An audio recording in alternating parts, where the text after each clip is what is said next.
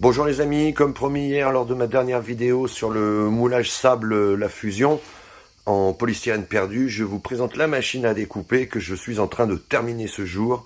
Elle est en bois évidemment, c'est uniquement de la récup. Ici vous avez le fil de chauffe que j'ai trouvé sur un site bien connu. Dans ma potence, j'ai fait passer quand même un tube en cuivre de façon à ce que ce fil ne brûle pas le bois.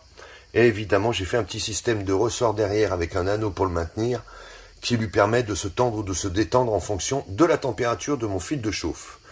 Le système fonctionne parfaitement. J'ai également trouvé sur ce site ce transformateur 3 12 volts, 5 ampères, 60 watts, à 8 watts, 8 volts, pardon, ça me paraît largement suffisant pour la coupe du polystyrène. Je vous ferai une démonstration dès que j'aurai fixé tout ça sur la machine. Voilà, ça c'est fait, l'installation électrique est faite. Ici, j'ai mon petit transfo que j'ai fixé en façade avant. Hop, on le monte aux alentours de 8 volts, ça devrait suffire à peu près. Ici, donc, mon fil de chauffe que je viens d'entendre cramer. Regardez, hop, ça fume un peu parce que j'ai fait des essais.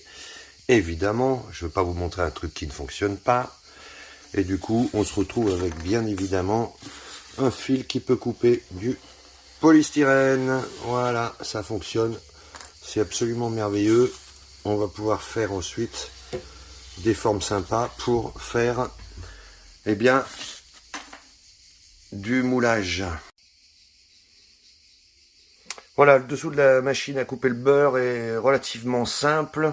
J'ai donc un grand câble d'alimentation que j'ai laissé très long parce que je fais toujours mes bricolages dans des endroits improbables.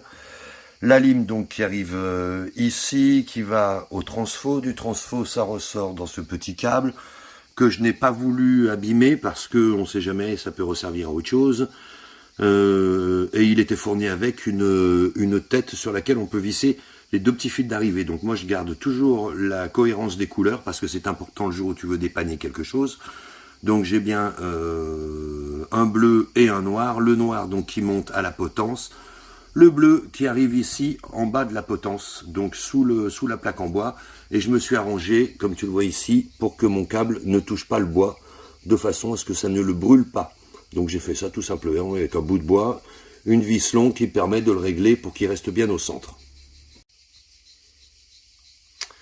Vu de côté ma potence, je regrette qu'une chose, c'est que je ne l'ai pas faite assez longue. Elle aurait dû venir au moins jusqu'à la moitié de ma table de coupe, de façon à ce que je puisse couper des morceaux beaucoup plus larges derrière. Mais étant donné que je ne fais que des petits gabarits, parce que je n'ai pas la puissance de chauffe pour faire de la fusion de plus de 4, 5, 600 grammes maximum, donc ce ne sera pas vraiment très gênant. Autre chose que j'aurais dû faire certainement, c'est que la potence ici, elle est fixe, et j'aurais dû la monter tout simplement sur un seul boulon ici, de façon à ce qu'elle puisse pivoter de gauche à droite, pour obtenir des angles. Bon, en attendant, je vais faire avec, et puis je la modifierai un de ces jours, quand j'en aurai l'envie et le temps. Bon voilà, ça a bien avancé, je pense qu'après, à part quelques détails à modifier encore, mais ça va pas mal. J'ai donc rajouté cette espèce de réglette ici qui me permet de faire des coupes droites d'un côté. Et enfin ce morceau de bois qui est équipé d'une pointe et qui me permet de couper du polystyrène en rond, tout simplement. Voilà, ça donne ça au final. Je vais essayer de vous montrer ça.